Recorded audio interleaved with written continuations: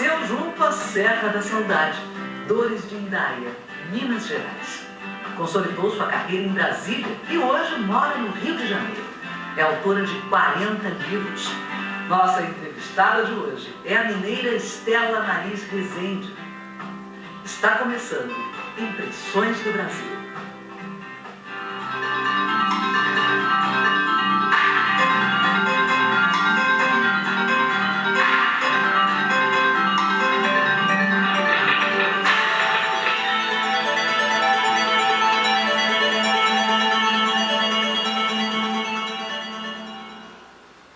Eu quero encantar as pessoas, eu quero emocioná-las, eu quero provocá-las de certa forma. Eu acho que um pouco a função do artista é essa, não é? É incomodar. O cinema é uma grande arte, a pintura, o desenho, todas as artes são importantes, a televisão, mas a literatura, ela toca em determinados aspectos que são fundamentais para a busca da alma humana. Mestra em Literatura Brasileira pela Universidade de Brasília, Estela Maris é professora, cantora, atriz, artista plástica e dramaturga. Mas quando perguntada, diz que o que mais é mesmo é escritora, uma contadeira de histórias, fascinada pelas palavras e pelas entrelinhas. Sempre gostei de contar histórias. Era pequenininha e já me sentia encantada com as palavras. Chamava meus irmãos, vizinhos e primos e dizia, era uma vez, e essas palavras eram mágicas, a história vinha na hora. Eu fazia questão, como a gente fala lá em Minas, de inventar a história na hora, não preparava antes. Então, desde cedo eu descobri essa magia, esse poder que a palavra tem, e eu sempre soube que minha vida seria envolvida com isso, com essa magia que a palavra tem. Adorava escutar histórias de assombração também. Minha mãe me contava cada história de assombração, assim, aterrorizante, né? As vizinhas, tudo isso me encantava muito. E na escola, aos 8 anos, eu tinha a professora Dona Marlene, que contava histórias na hora do recreio, e um dia pediu que nós fizéssemos uma composição. Hoje se fala redação, eu acho a palavra composição mais poética, mais bonita. E eu fiz lá quase 20 páginas de composição. No dia em que a Dona Marlene trouxe as composições de volta, eu vi que a minha estava embaixo de todas as outras. Quer dizer, Nossa Senhora da Badia não gostou. Deixou por último. E ela foi devolvendo as composições. Quando chegou a minha vez, o que foi que a Dona Marlene disse?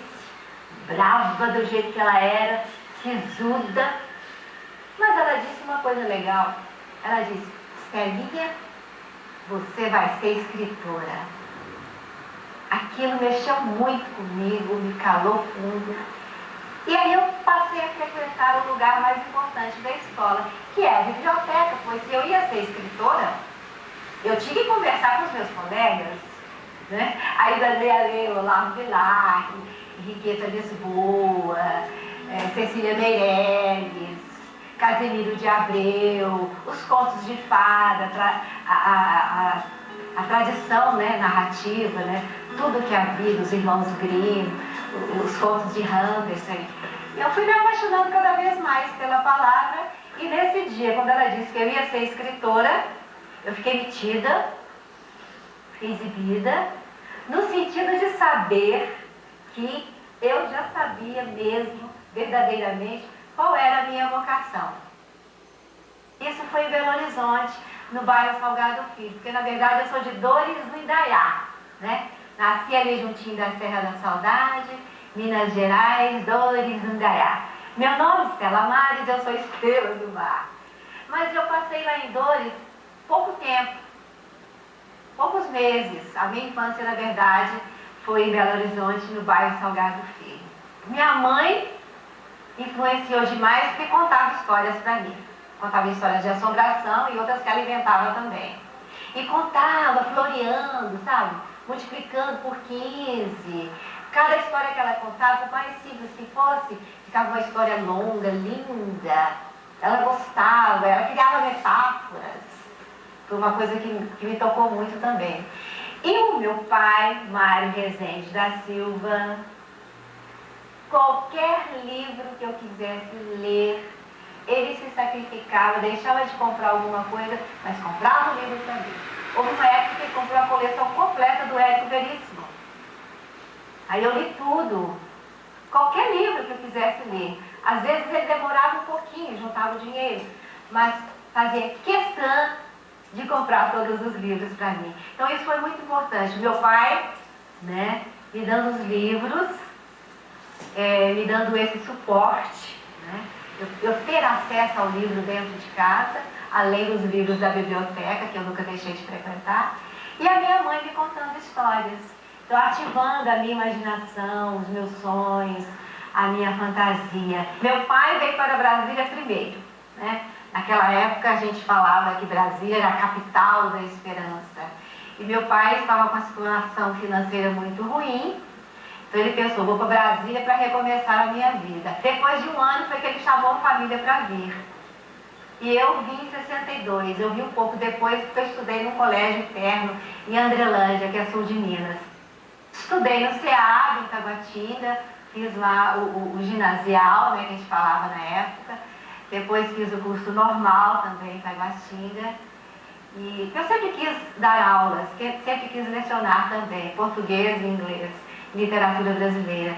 Depois eu vim para a UNB, em 69, eu vim para a UNB, descobri o Cassiano Nunes, um grande poeta que me incentivou desde o início. E em 69 mesmo, eu aluna do Cassiano Nunes, ele publicou meus primeiros poemas no Correio Brasiliense. Então, minhas primeiras publicações aconteceram no Correio Brasiliense, por intermédio do Cassiano Nunes. Em 75, 78, eu escrevi uma peça de teatro chamada Corpo Tenso, Voz Passiva. Criei um grupo. Essa peça fez muito sucesso aqui em Brasília. Saiu muita matéria interessante sobre ela. E nessa peça eu cantava e atuava. E era uma peça interessante porque ela fugia do comum de peça literária. Era uma mistura de literatura com teatro, né? Então, tinha texto, tinha diálogo, tinha muita música, tinha poesia dentro. Então, era uma busca, né? Por meio de diversas artes, eu buscava essa intenção primordial que eu tenho, que é de encantar as pessoas, né? Eu quero encantar as pessoas, eu quero emocioná-las, eu quero provocá-las de certa forma, quero que elas pensem, quero que elas repensem, que elas reconsiderem. Eu acho que um pouco a função do artista é essa, não é?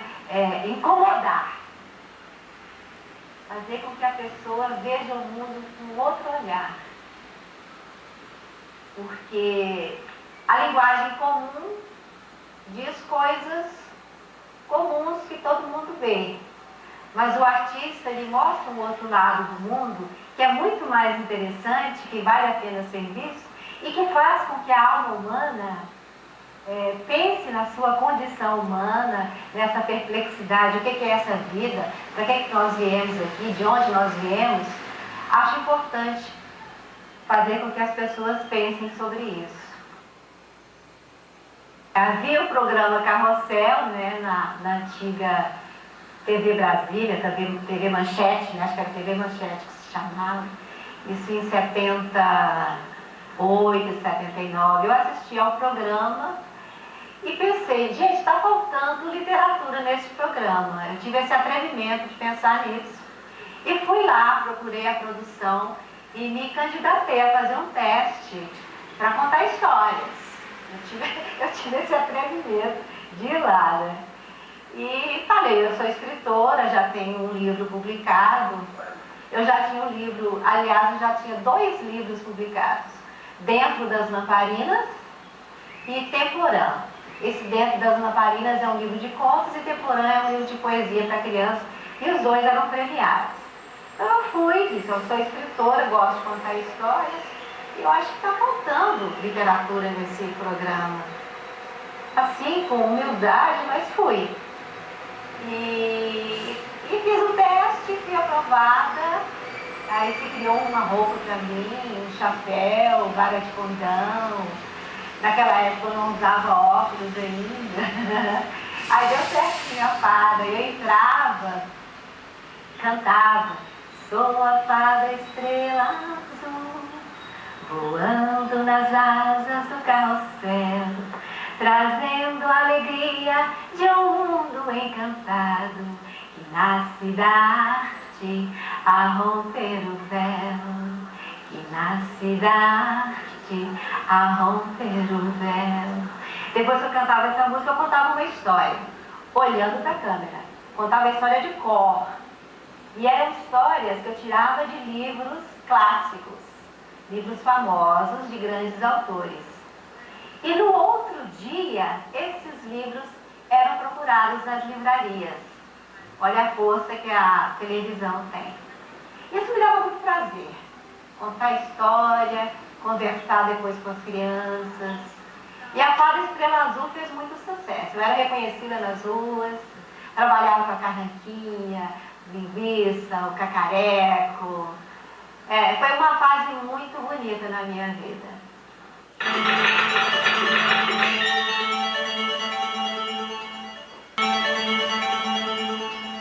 Estudei na UNB durante 5 anos, quando eu fiz o curso de letras. Fiz um curso de letras de 5 anos, bem demorado. Fiz várias matérias assim, de curso de extensão, matérias que não faziam parte do programa, eu não era obrigada a fazer, mas que eu gostava de fazer. E conheci professores que me incentivavam muito, né, que diziam que realmente eu tinha vocação para a literatura. E depois fiz o mestrado em literatura brasileira. E no mestrado, a minha dissertação foi sobre literatura infantil.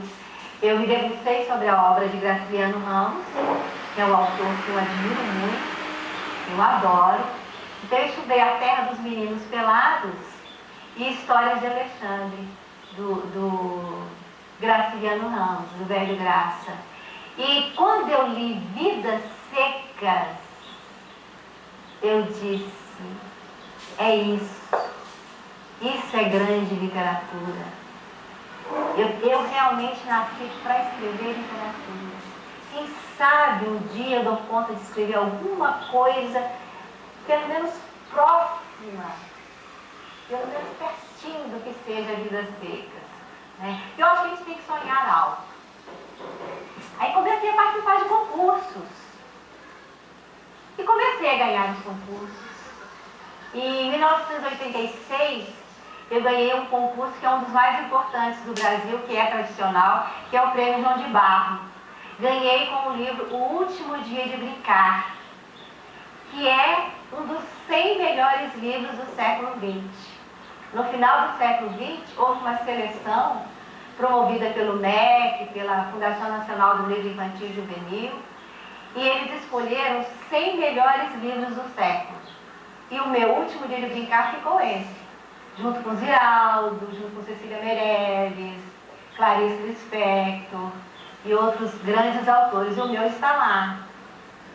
Então foi aí, a partir do Último Dia de Brincar, que eu comecei a ter mais confiança, né, no meu trabalho. Que a gente realmente precisa desse retorno. Ninguém escreve para si mesmo, né, só. É importante que eu goste, que eu sinta prazer. Mas eu quero retorno, eu quero leitor. Eu quero essa interação, eu quero interagir com ele, eu quero que ele me diga, né, se ele se emocionou ou não. Acho importante demais o leitor. Também porque eu sou professora, né? Eu quero que haja mais leitores no Brasil.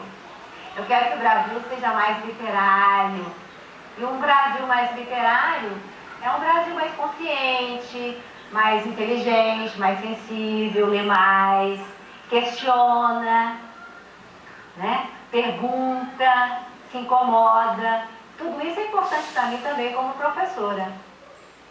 Esse Último Dia de Brincar foi muito importante porque ele deu uma guinada na minha vida, né? A partir dele eu ganhei vários outros prêmios. Ganhei prêmios como Alegria Pura, Um Apaixonante Coração, A Filha da Vendedora de Crisântemos, A Mocinha do Mercado Central, A Sobrinha do Poeta, O Que Será Que Tem Dentro, O Sonho Selvagem, Sem Medo de Amar, que é o meu best-seller, o meu livro que mais vendeu até hoje. Ele teve quase 30 edições e eu tenho em casa caixas e caixas cheias de cartas, porque naquela época não havia e-mail, que os jovens mandavam para mim comentando esse meu livro Sem Medo de Amar. Foi um livro assim, que fez muito sucesso. Ele foi publicado na década de 80 e eu recebi cartas de muitos jovens que conversavam comigo sobre o amor, sobre as dúvidas, a partir desse livro. E outros livros que fizeram sucesso, Maravilhosa e Inesquecível Ideia de Amar, A Menina Luzia. Eu sou uma pessoa tímida e muito observadora. E faço questão de não planejar nada quando eu vou escrever. Eu quero que a história aconteça. Eu escrevo qualquer palavra e a história vem. Eu faço questão de não planejar. Porque antes de tudo, eu quero ser leitora, eu quero me assustar. Então eu vou escrevendo e a história vai se fazendo. Não planejo. Eu sei que há autores que planejam, que fazem roteiros. Eu faço algumas anotações em cadernetinhas, em moleskines, faço. Mas aquilo ali é só mesmo um ponto de partida. Quando eu estou ali diante do meu laptop, antigamente era a minha Olivetti, que eu guardo até hoje, de lembrança, aí as palavras vêm e a história vai se fazendo. Eu vou me assustando com a história, eu vou criando as personagens. Eu imagino que vai acontecer alguma coisa, as personagens mudam completamente o rumo da história. Então, assim, o meu processo de criação é esse, eu não planejo. A história acontece na medida que eu vou usando as palavras. Por exemplo, o meu livro Alegria Pura, que ganhou o prêmio Nestlé, que é um dos meus livros mais premiados também. Eu coloquei lá, de repente me veio a frase assim, alegria malsã? E eu nem sabia direito o significado da palavra malsã. Eu já tinha visto em dicionário, já tinha ouvido, não sabia direito o que era malsã. Mas a sonoridade da palavra malsã me encantou. Aí eu coloquei alegria malsã e fiz uma interrogação. Que é uma alegria doentia, que é uma alegria que não é tão legal, que está ligada a alguma coisa ruim. Depois eu fui ver esse significado direitinho, né? A partir dessa pergunta, alegria malsã, eu fui inventando a história de uma menina que gostava das amigas, as amigas eram distantes, ficavam distantes dela, e ela queria se aproximar das amigas, fazer amizade, as amigas não estavam nem aí para ela. E ela tinha um irmão que era lindo, um gatão lá da cidade. Então ela inventou para as amigas que ele gostava de cada uma delas. Inventou isso e pediu segredo. E um dia cada uma foi à casa dela, da Maurinisa, achando que iria conversar com ele. E era tudo um plano, uma vingança dessa personagem. Na verdade, ele era noivo já de outra pessoa. Então ela se vinga dessas amigas, fingindo que o menino, o irmão dela, gostava delas. Então essa história me divertiu muito. E ela foi muito elogiada pela crítica, porque a personagem não era má, ela era um ser humano, ela era contraditória. Todos nós somos assim, né? Somos bons e somos ruins. Então, ela armou essa vingança e no final eu termino. Alegria malsã pode virar alegria pura? Aí eu termino a história assim. Eu comecei com alegria malsã e terminei perguntando. Eu comecei e terminei com uma pergunta. Eu acho isso muito importante na literatura. Perguntar. A literatura não está aqui, não existe para responder. Ela existe para ajudar a gente a perguntar. Todos os meus livros são importantes para mim, né? Porque cada um, numa fase da minha vida, me deram uma resposta, uma inquietação especial. Mas quando eu escrevi A Mocinha do Mercado Central, que eu já morava no Rio, eu passeei por diversas regiões do Brasil ao escrever esse livro. Por quê? Porque a minha personagem, Maria Campos, ela resolve sair de Dores do Indaiá, que é a terra onde ela mora, aí começa a passear em Brasília, começa a passear em São Paulo, no Rio, em São João del Rei. Em cada lugar que ela vai, ela muda de nome. Ela brinca com essa questão de mudar de nome. Porque ela tinha uma amiga que sabia o significado dos nomes. Então, como ela sabia, essa amiga contou para ela o significado dos nomes, então, assim, em cada lugar, ela fazia de conta que era aquele nome e agia de acordo com o significado do nome. Então, esse livro me toca muito até hoje, me emociona muito, porque fala dessa questão da personalidade, né? E da importância que o nome tem. E esse livro foi lido pelo ator Selton Mello, que se apaixonou por ele e fez a apresentação desse livro. A apresentação do Selton Mello é um poema, deu um destaque muito grande ao livro, ele está tendo uma aceitação muito grande.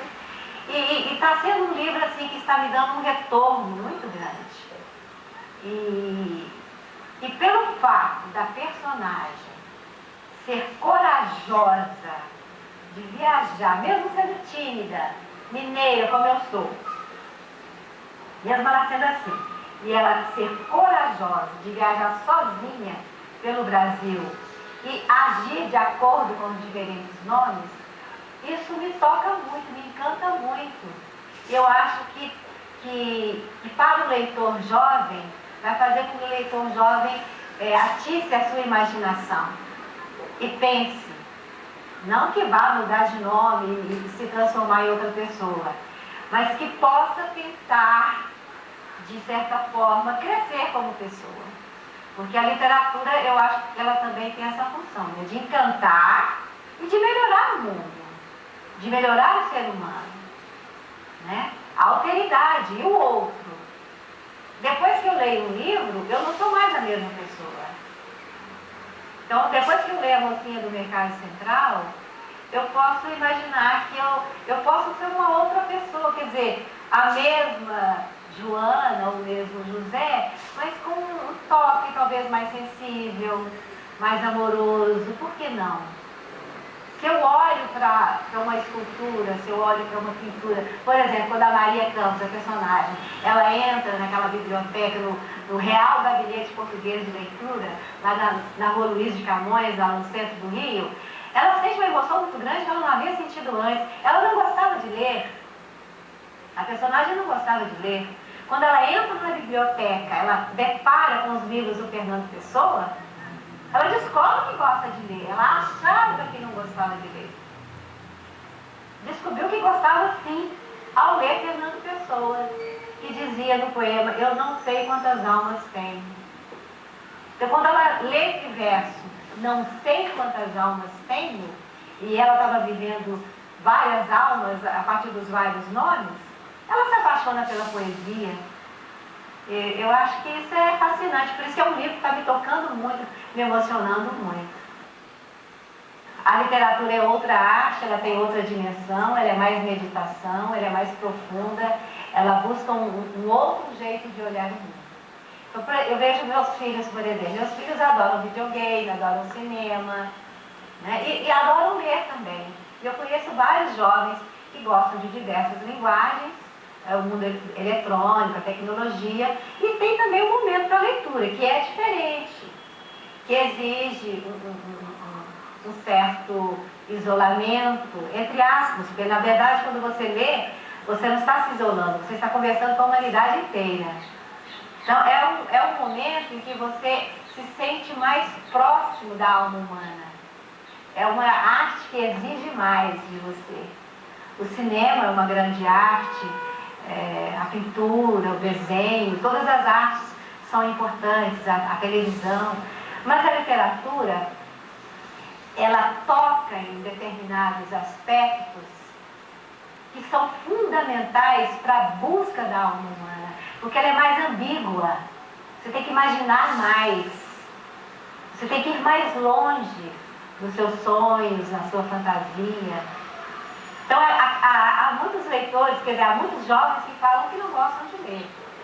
Quando eu era professora, eu lecionava em sala de aula, agora eu sou aposentada, dou oficinas, né? Mas em sala de aula eu não trabalho mais.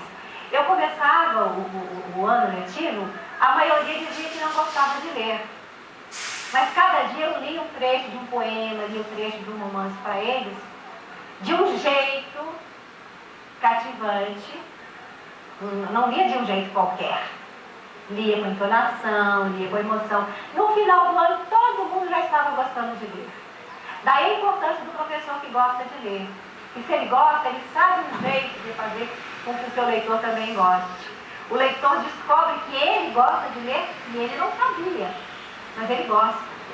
Porque a criatura humana nasceu para gostar de ler. A gente está lendo o tempo todo. Eu estou lendo o seu rosto, o seu olhar, estou lendo a paisagem, e assim eu leio o livro. É tudo uma coisa só. Agora, é preciso que alguém revele esse mundo para algumas pessoas. Eu já nasci gostando de ler, algumas pessoas já têm mais dificuldade. Então, daí a importância dos grandes professores, que despertam isso, que mostram esse caminho.